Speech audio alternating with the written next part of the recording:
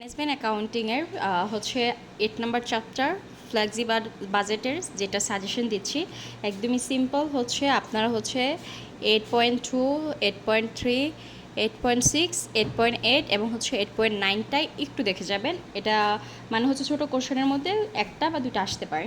তারপর হচ্ছে বিগ কোশ্চেনগুলো কি দেখবেন 8.2 এটা খুবই ইম্পর্টেন্ট একটা অঙ্ক দেখে যে অঙ্ক না, এটা হচ্ছে থিওরি, এটা একটু দেখে যাবেন।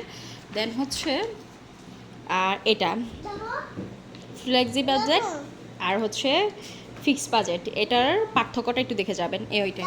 আর থিওরি পড়া লাগবে না।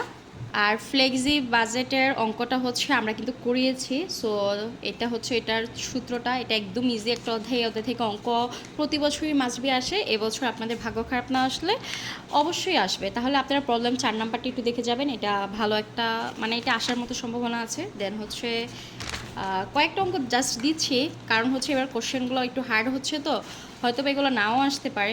তো অনেকে বলবেন যে প্রশ্ন তো আসে না, তাহলে এগুলো দিয়ে লাভ কী।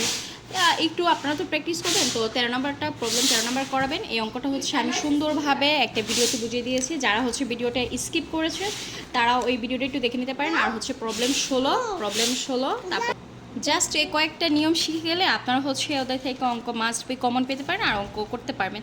তো এই কয়েকটা অঙ্ক করে যাবেন। তো সবাই ভালো থাকবেন, আল্লাহ হাফেজ, আসসালামু আলাইকুম। আর হচ্ছে নেক্সটে আমি কিছু হচ্ছে শর্ট ভিডিওতে আকারে হচ্ছে মানে সাজেশনটা দিয়ে দিব।